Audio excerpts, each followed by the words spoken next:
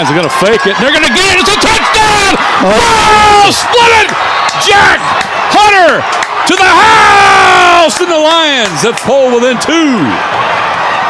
That's why they weren't so worried about picking up the first down, I guess. And we saw him do it against Tarleton last year. Hunter, the punter. Wow. I mean, untouched. And welcome to another edition of the Southeastern Sports Network podcast. This is the Chalk Talk edition, second edition of the year. And we got the guys, got the fellows here with us. We got Coach Mahfouz joining us, and then we got the guys walk more miles on a Southeastern sideline than anybody in history. Alan Waddell. And guys, tough one this past Saturday at Lamar. No other way to put it. Lions fought hard, thought they competed, gave it a great effort, had a chance to win it in the end, just came up a bit short. And we're here to discuss it. We'll start with Robbie. What did you see on Saturday? Like you said, it was really disappointing. I thought between the two teams, I don't think we played with the swagger that we've had all year. When you look at how the game progressed, we were always playing catch up. We were never out in front. The only team that was stressed out there was us. Lamar did pretty much, they played their game. And, I'll get into the stats later, but, I mean, we didn't play our typical game, but Lamar did. Alan?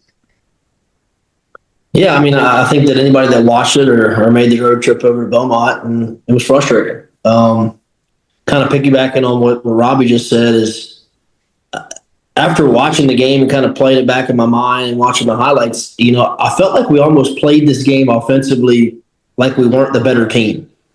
Like, we weren't going to lose the game on offense. And, we didn't throw the ball very much. And when we did, we weren't effective. I know our stats looked pretty good running the football, but that was because DeAndre got loose a few times. 1 of 11 on third down, that's obviously not going to cut it. But yeah, I think Lamar certainly has a good defense, but I think we made them look a little better with our execution and the way we played on Saturday than they actually are. But look, take your hats off. They won the game. If you talk to their coaching staff and their players, hey, how do we win this game? It went exactly the way they wanted it to. They got to play their style. They never had a situation where they had to really drop back and throw the football.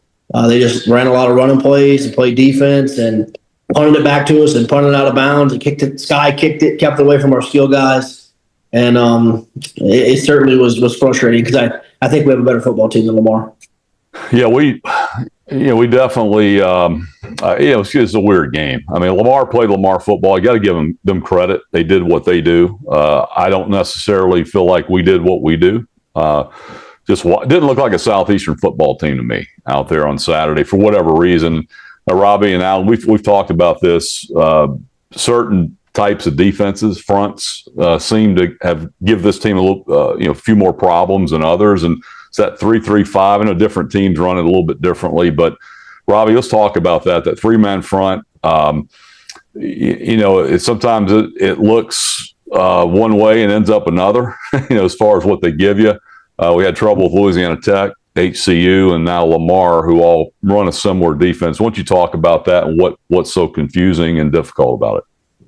The main difference between the 3-3-5 and it's not to be confused with the old 3-4 defense, right. It's completely different.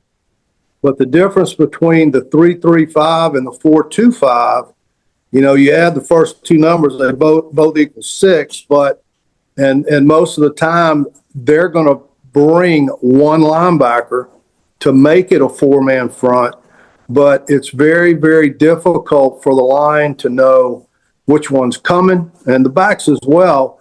And when you have a guy coming, it's going to involve a slant by your down lineman. Okay, so if a team is really, really good running that scheme, you have to trust your blocking area, not necessarily the man on certain plays. And it's difficult to do that. And we were talking off the air about this particular game, and really even going back to Louisiana Tech and even HCU, Southeastern likes to pull the tight end or H-back or whatever you call it, whatever your terminology is, like to kick out the end man on the line of scrimmage, run the ball up inside. And it seems like they're having trouble identifying who that guy is a lot. And what's happening is the backfield's getting wrecked for a negative play or zero. So talk about that. Right. I mean, you can get a pre-snap look. I'll give you an example with that 3-3-5.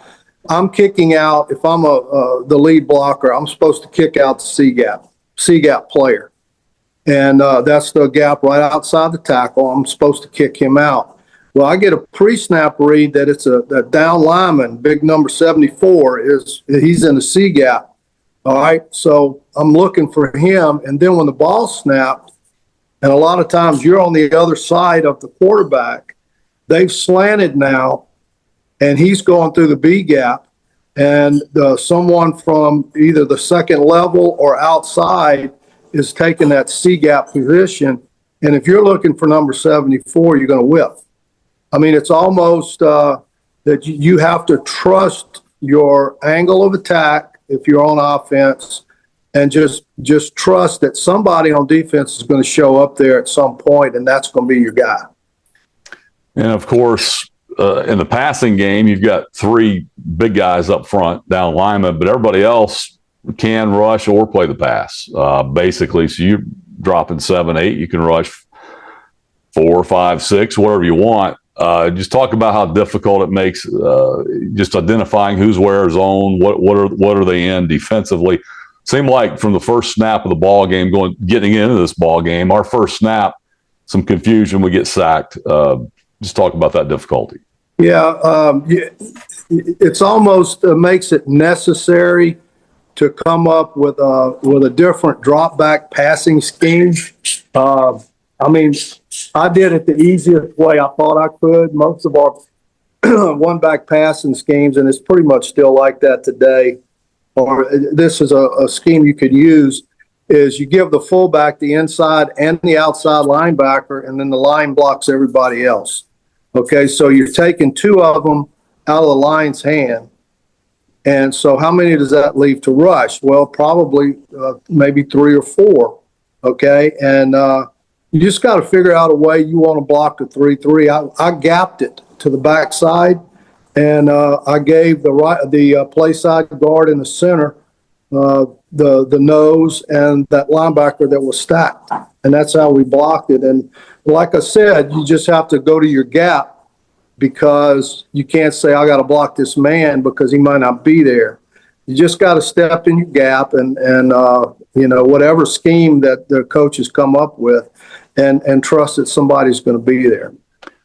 And, talking about this game in particular, Southeastern attempts 15 passes on the day. And I don't know if that was by design coming in. I know there were probably more called. That's a quarterback run, some scrambles in there, and you had a couple sacks as well. But you end up 5 of 15. It was almost like there was a little, I won't call it fear to throw, but you know what? Let's try to win this game on defense. Let's run the football, try to get DeAndre in space. Seemed to be what was working in this game. And again, it just seemed like it was either, hey, he's not there, let's take off and run.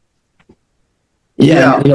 I was going to go ahead. No, I was going to just jump in and say, the thing about that jumps out to me about that is, well, first of all, we completed 2 on the last little 4-play possession, right. So we only had 3 completions for the majority of the football game, and one was on the first drive where we got down there and went forward on 4th down and got stopped. But I think one thing that has been a little concerning, really, if you go back the last couple of years, is we're very heavy with one receiver. If you go back to last year, Darius Lewis had 82 catches, and the next receiver closest to him was 38. Well, so far this year, Jalen DiMaggio has 35 catches, and the next wide receiver with a number of catches is 8.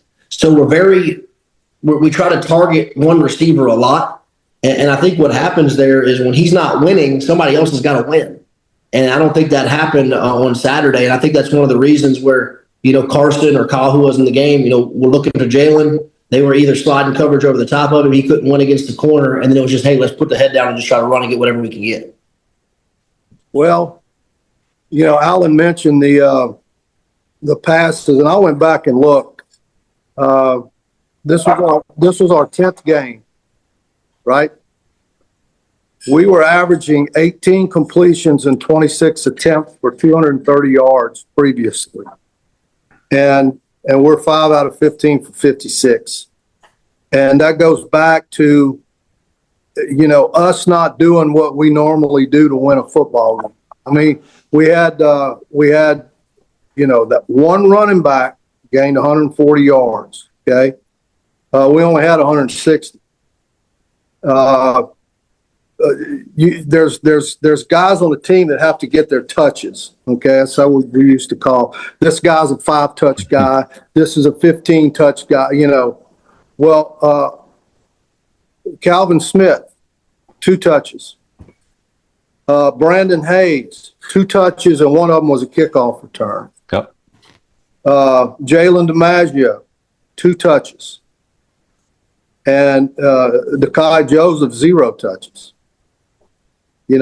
And when you don't get your guys the ball, or, like I said, not everybody's going to get it 15 times. Jalen's not. Okay, but he's got to get 5, 6, 7 touches a game. Calvin Smith, in my opinion, has to get at least the same, and Brandon Hayes has got to get it 4 or 5 times a game. And, we didn't get that done. And it kind of put us in a hole. Alan said, if we don't get that last fumble, we're 3 out of 11 for 40 yards passing. Yeah. And, geez. And the other thing, Mark, that we talked about last week was third downs, how important that was going to be. 1 out of 11. Yeah. And you're just not going to win. It's amazing we were in the ball game like we were. When you talk about being 1 out of 11 on third down, but I think that's a testament to again how well the defense played and how well our special teams performed. And you talk about the running game. You run for over 200 yards. You feel like, hey, you probably ran the ball well, but honestly, a lot of that was DeAndre Jackson. Right. Just individually making not really his own holes, but finding a gap. He had just enough room and enough speed to create some big plays. And again, you talked about Calvin Smith, 2 touches in this game. And again, two touches, 14 yards. Our leading rusher, when you go to the second guy, that was Kyle Lowe, and the third guy was Jack Hunter, the punter. Yeah, with 22 yards. That's and right. Offensively, it just didn't look right. It didn't feel right. And, hopefully that's a glitch that we can come back from this week. One thing that was concerning to me too, because if you look at the game and you really dive into it, 3 of the biggest plays in the game were, a 4th and 2, and then 2-point conversions that you had 2 shots at right there. So all 3 of those plays are short yardage plays, and we didn't get any of them. And they all were kind of points on the line on those 3 plays. And, we've talked about Calvin Smith, DJ Smith, the big physical back. He didn't touch the ball on any of those carries. On the 2-point conversions, we tried to go on the quarterback 2 different times. Hey, I don't totally dislike those calls. It just didn't work. And then, on the 4th and 2 earlier in the game, we didn't pick that one up either. And look, Jaden Henry's been, he's been good in short yardage as well. So, I'm not knocking who's in the game, but this is a team that's really been built on physicality. I know that coach has talked a lot about how much he really likes his offensive line. It's an older football team. It's a mature team. You got to get one of those if you're going to win the game. And we went 0 for 3 on those 3 plays. Again, Calvin Smith, yards after contact is phenomenal. Probably the best on the team for sure. And again, one of his carries was the last play of the first half, kind of running out the clock. So had one other touch other than that. So and then let's go back to that last drive. You get the football back on a fumble. You got it around the 30-yard line. You got over a minute left. And Robbie, you've obviously you've run 2-minute drills, and You've seen a lot of them. You've called plays for them. You've done it as a quarterback. That's a lot of time, even with no timeouts when a clock stops after a first down. Right. You don't have to attack the sideline every time. No, with the rule inside of 2 minutes where it stops on a first down, quite honestly, in a situation like that, the defense is trying to prevent you from getting a sideline catch to go out of bounds. So for the most part, you're looking at some sort of a middle of the field throw if you want a big one, or to get in between, the low coverage and the high coverage near the boundary. That's your two options there. And I think we started off with a hitch route to Jalen, which I thought we got an awful spot. They only gave it 2 yards on it. Yeah. And I think we completed another short pass on second down, maybe a flat route or another bad spot. I think we got another bad spot on that one. Yep. And so now you're at third down, and you got to get the first down. And we went 0 for 2 at that point, and that was a ball game. But going back to where they get a first down and pretty much the game's over, and our defense hadn't stopped playing yet, and ended up getting us a turnover. That was phenomenal. Now let's talk about the defense. I mean, you can hardly play better than this group has played this year, and in this football game, you give up 14 points, 250 plus yards, or whatever it was Lamar had. But they did put together 2 drives. Of course, one of them was aided by probably one of the worst penalty calls you're going to see. With the personal foul on Caleb Proctor, which just playing through the whistle, which everybody does, and there may be one game in America where that's called, and it happened to be in this one, and it kept the drive alive. But they were able to string together a couple drives, and most of it was on the ground, just kind of real simple. What do you call it? That little slow mesh type running play that they do, and they just kind of like the little engine it could, and then they would hit you with a play action. I know you called one of them. The quarterback Keep picked up the first down. I know you were screaming he's about to keep it, and sure enough he did. But other than that, the defense was lights out. You forced 2 turnovers, a bunch of 3 and outs. Pretty much shut down their passing game, did what Bill DeTavio defenses have done all year. Let's talk about that side of the ball. Well, like you said, I don't think they could have played much better. Could have played a little bit. Yeah, they were on the field a long time, Mark. And there, when your offense is going 3 and out, or we had one possession that lasted one play on an interception. And, and it was a hot night. And, I'm not making excuses, but if you're on defense and you're out, they ran more plays than we did. They had the ball about 3 minutes longer than we did. And they were running the ball, which takes more out of you physically on defense than a team that's throwing the ball. And, I thought we reacted well to that aspect of the game. We didn't give up a whole bunch of big plays, and we battled to the end. I thought they played well. Well, they had, I think, 50-something carries for 160 yards. 3 yards a carry is what they averaged. That's good defense. The only one play I would say that if you had a do-over, and this has kind of been maybe a little bit of an issue, was in the red zone. The play they scored on right before the half. You basically defended the goal line, the end zone, and you let them get behind you because the quarterback took off and run. You lost a rushing lane, gave the quarterback an alley to get through, and they find him for the touchdown. Yeah, and that was right at the end of the half, if I'm not mistaken. Right. And, it was a momentum changer, and I don't think we possession-wise and flow of the game-wise, I don't think we ever recovered from that. Like I said, once they got out in front, they played pretty much stress-free, did whatever they wanted to do. And I'll give them credit. Their backup quarterback came in and made some big throws. Not a bunch of them, but, he made some big throws for them. Hey, and also I thought the way that the game played out, I thought in the second half it took some of our attacking style defense kind of almost into like a catching. Like you just kind of have to hold your ground. And we didn't really get to attack the quarterbacks. We never put them in a situation where they were having to throw the football a lot. And, we get the field goal to start the second half, make it 7-3, and then we come right back and get a turnover.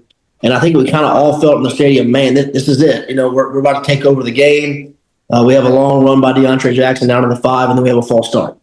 And it's first and goal at the 10, and we don't end up punching it in. So who knows how the game goes if we get on top right there 10-7.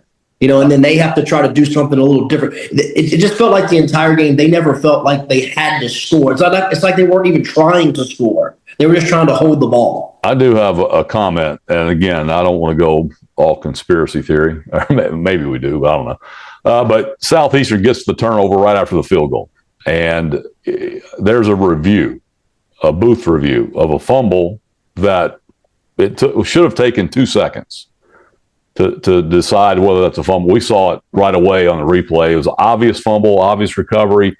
It took about 5 minutes almost to review that. If you remember, it took a long time. I almost feel like that took some of the momentum out of the sale. The Southeastern did get a big play down on the 5-yard line. I didn't think that's a good point. But it allowed Lamar, a chance because they had to go right back out on the field. Now they got a chance to regroup, and I just felt like that was something subtle in the ball game that played a little bit of a role.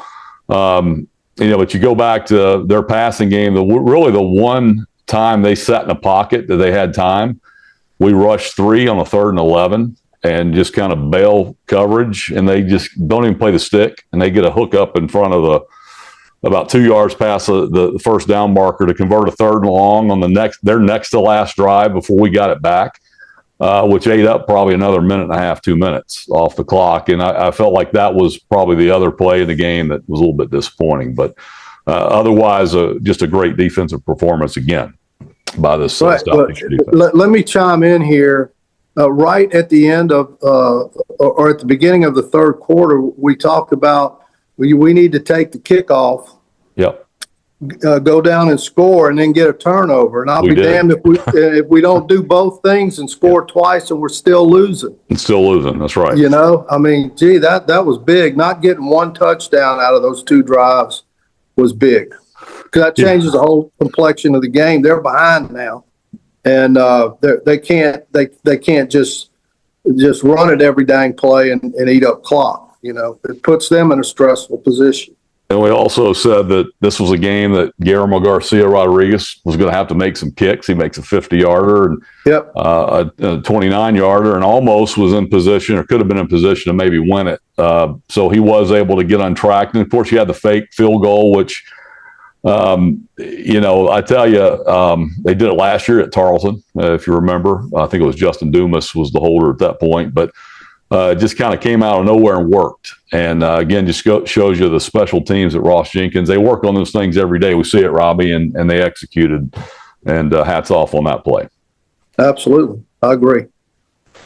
You guys got anything else on Lamar before we wrap it up and turn our attention to UIW? Any further comments? I'm still really aggravated about it. Yeah, well, I think we all are. It was a weird game. Obviously we don't feel like it was very well officiated. I thought the spots were bad all day. Of course, they did let them play for the most part, except for one play, and decided or had a decision in the football game. And but the bottom line is Lamar played Lamar football. Southeastern really couldn't get into their style, and they come up short. Yeah, it's time to look toward the UIW, the Cardinals. Cardinals, right? Yeah. And, of course, UIW has been a thorn in Southeastern side as Alan could tell you, really since 2018. Southeastern's won one time since Frank Selfo's been here. Had some close calls, but it's been a program that's had her number. Yeah, and Robbie's going to get his first trip down to San Antonio, and we've been kind of telling him, and Mark, our kind of little joke about UIW, we call it the Bermuda Triangle. Weird stuff happens there. Yeah. I'm sure you have the number. How many times have they scored on defense? When we're going down there, it's something insane. It's crazy. Yeah. it seems like they score a defensive touchdown every time we go down there. Obviously, we had the Cole Kelly Cam Ward game that was an incredible back and forth game that really illegal formation call in that game. Yeah, Kind of takes one away from us there as well. And look, I don't care what their record is. This is going to be a very tough game. They have so many good players. It's such a hard place to play. Not because there's going to be 20,000 people there, just because it's just a kind of a weird atmosphere. They always play well there. What I'm nervous about is, and this is a senior-laden football team. It's a mature football team. I just don't want us to feel like we're gonna press. You know what I mean? Like, okay, if we don't win, we're out.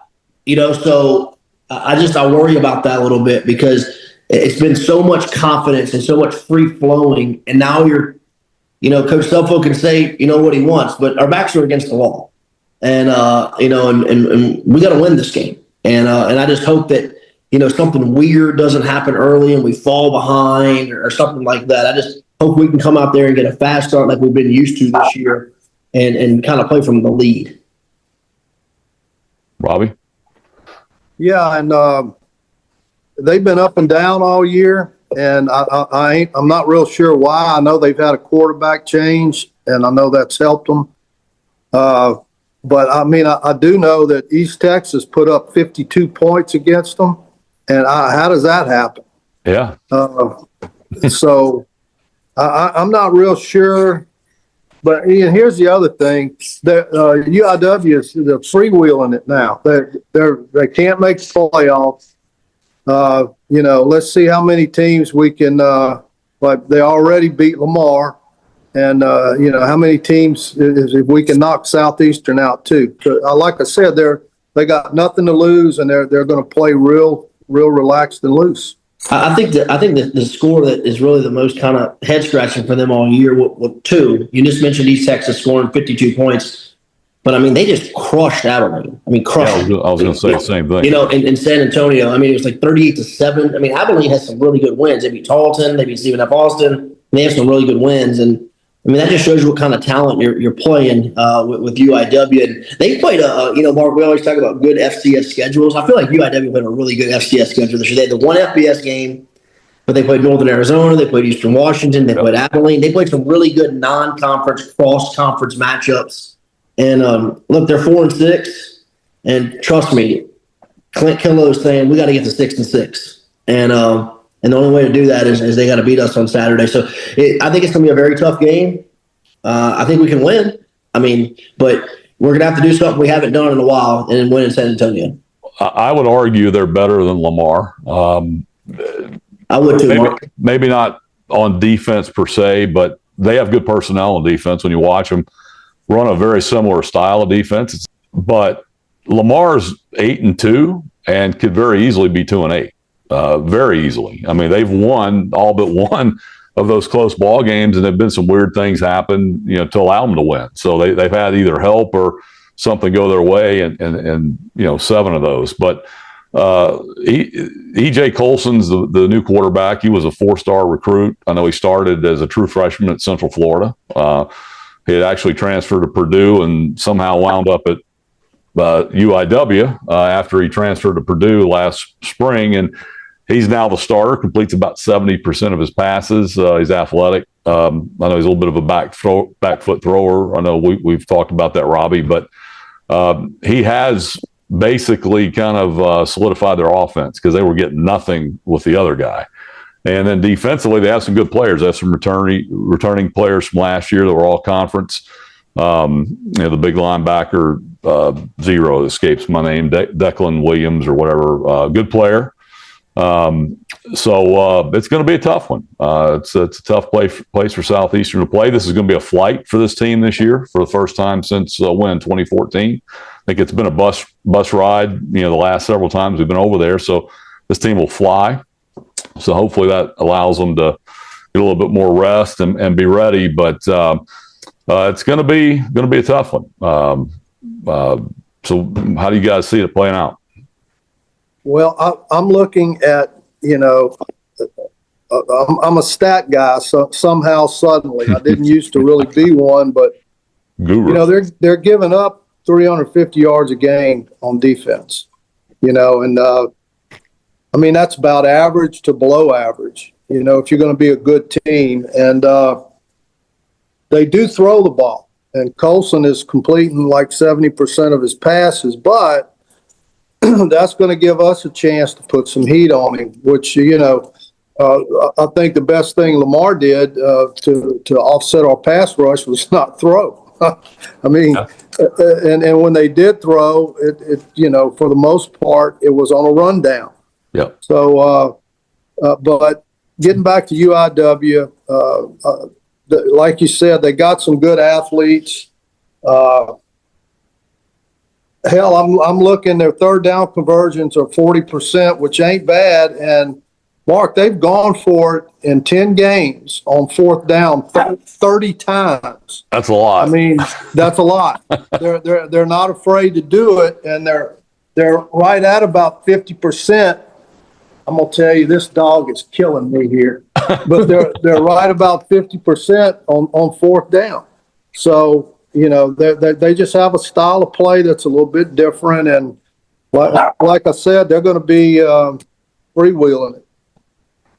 Yeah, no doubt. They run it kind of by committee, like that. And they can run it a little bit. It's not as good as they have been in the past, but again, E.J. Colson's the guy. Jalen Warhol, outstanding wide receiver, was all conference last year, not having quite the year this year that he had last year, but still 57 catches, 7 touchdowns, and they spread it around. Shadon James is a transfer, 39 catches. Josh Lorick's back, 46 catches. So they're getting the ball to their wide receivers and spreading it out pretty well. And again, the running game, Harlan Dixon's there, former Southeastern Lion. He's kind of started out kind of hot, and he's kind of faded here lately. You got to think they may try to get him involved playing against his former team. Has 217 yards rushing. Jalen Spears, former Nicholls State Colonel, leads them in rushing with 381 yards. And then the quarterback, Colson, he can do some things with his legs. You take out his sack yardage, he's over 400 yards rushing minus the sacks. So again, you got to worry about him running the football. Well, I hope we can just hold the ball. We've done such a good job of that this year. Hold the ball, limit their possessions, be good on third down. And that was really the story of the Lamar game. We didn't do that. So hopefully we can do that on the road here. I think kind of all of our hope when UIW started the way they did, started 2-6, was maybe they'll just shut it down. Well, they haven't done that. They won the last 2 weeks. They beat Lamar. They won on the road, beat Northwestern. Kind of a lot of people get right against Northwestern, beat those guys 38-3 or whatever, and so they're feeling good about themselves. And one thing about it, Mark, too, is they've been doing this now for several years, where it's like they get a whole new team every year. They bring in all these new players, and sometimes it takes a while to kind of mesh. And I'm hoping that's not what we're seeing. We're seeing them come together towards the end of the year. So hopefully we're going to play well. We're going to go over there. I think a fast start is very, very important. I just think psychologically, if you fall behind early, it's going to be tough to win. I will say this, Robbie, you're a stat guy, as you said. If you look at this UIW defense compared to past versions of it, nowhere near as many turnovers forced. This is a team that last year thrived on the turnover. Matter of fact, it was turnovers which essentially beat Southeastern. You had two return balls, an interception and a fumble last year in Strawberry Stadium that went back to the house. We lose by 3. And you lose by 3. As I look at it, they only have 3 interceptions on the year and only 5 fumble recoveries. They only forced 8 turnovers, and they've turned it over 17. So that's kind of why they're 4-6. Yeah, I noticed that too, and I thought it might have been a misprint because I did, I have seen them get turnovers on the TV games, but yeah, 8 turnovers in 10 games is not, that's just not good. You want at least to be over the 1, between 1 and 2 if you're going to be a good ball club, but. I've watched 2 of their games, and there, like you said, there's some good athletes, but there's nothing outstanding about their defense. Now, like the Colson kid has got some wheels and he can give you problems. And they've got some good skill guys on offense. But, I mean, I can't see us not moving the ball and scoring on these guys. Will be a good bounce back game for Southeastern. Going to need it. Obviously, if you look at playoff implications, I know we don't like to get too far ahead, but we can because we're able to do that. But you were hoping last week you got that win, give you a little bit of a grace here coming down the stretch. But it looks like you're going to have to win out, and it's going to have to start on Saturday. And Lions going to have to show up ready to play and get off the plane and the bus ready to roll.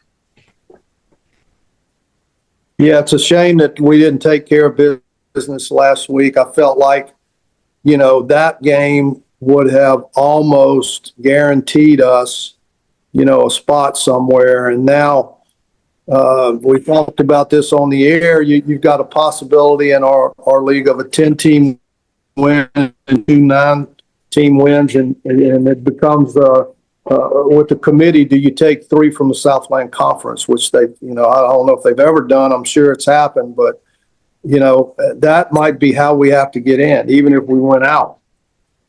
Yeah, it's happened before. It's been a while since 7 or 8 years probably since the Southland's gotten 3, but it has happened in the past. I know in 2013 there were 3 and a few other years. But again, yeah, it's 2013 we had 2 national seeds. Yeah, exactly. Us and McNeese in 2013. And of course, Sam Houston, the defending runner-up who we beat in the playoffs that year. But yeah, it's it's going to be interesting. But I do think 9 wins is going to be hard to leave out. I mean, 9 Division I wins, especially in blowout fashion.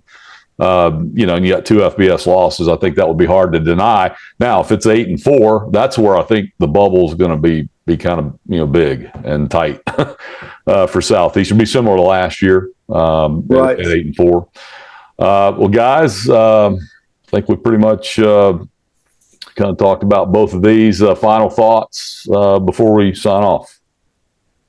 Alan, you go first. Yeah. I think when we were driving to Beaumont on Saturday, Mark, I just didn't think we were going to lose that game. I thought we'd win that football game. I thought we were better than Lamar, and it didn't happen that way. And again, I think our backs are against the wall. I think we got to go out and play our best game on Saturday. And if this team is what Coach Zelfo has said they are this entire year, we'll play well, and we'll go out and bounce back offensively, continue to play. One thing that I really like about this team, and it makes us, when you play defense, you can travel. Yes. And this team, I mean, look, Mark, we've played 5 conference games in a row and haven't given up 300 yards to an opponent. I mean, we've been really good on defense, and when you're good on defense, you're going to be in the game, and I expect our defense to bring their hard hat on Saturday, slow them down, and then as Robbie said, I think there's some chinks in the armor on the defensive side of the football for UIW that hopefully we can expose, have some big games, a bounce-back game offensively. But again, I just really think the key to the game is the first quarter of the game. I think we got to come out and play well early, which for majority of this season we have done until last week. Well, I mean, it was 0-0, I think, last week. So, I think the first quarter is very important. Robbie? Yeah, I agree. We need to get it off to a good start. They're giving up 100 points. They have given up 100 points in the second quarter, which is that's a touchdown field goal. That's a lot of points, and we do need to get off to a good start. I think we'll play well. I mean, I thought that last week though, and this is a game where if you want to go to the playoffs, you want to be a championship team, you have to come back and especially offensively and put on a good show. Defense, like y'all already touched on. we could play a game on Mars, and I think we would. It doesn't matter where we play on defense. I can't see this team. If we just have, I think, mid 20 points will win this ball game. And that's 3 touchdowns, a field goal, or whatever. I think that'll win this game because our defense is playing so well. Well, I've liked this team all year long. I just think Saturday was a little bit of an aberration. It happens. It's the type of football team, Lamar, that just kind of matches up with us. They have the last 2 years. They beat us here 2 years ago, and overtime last year, and a similar kind of game this year. And I think that's just kind of how this matchup and these coaching staffs is how it works. When Lamar and Southeastern get together, I think Southeastern will put that game behind them and go to the Bermuda Triangle and solve the jinx and play well on Saturday and keep the hammer down and make that Nichols game, the River Bell, another classic coming up next week. That's kind of how I see things. Again, you talked about Allen defense travels. I think it'll travel this week. I think the offense gets cranked back up. So there you have it. Another Chalk Talk, number 2 in the books. We got to do this again next week. It'll be a short week. Nichols State coming up after this Saturday on a Thursday night. So we'll have another Chalk Talk for you. Try to do a little bit earlier and get it up for you next week as we move forward in this season that has flown by. Can you believe it? Already week 11. Yeah, it absolutely has. Yeah, no doubt. So for Robbie Mahfouz, Alan Waddell, we'll see you next week right here on Chalk Talk, and hopefully bring back a win for you on Saturday in San Antonio. See you next time, everybody.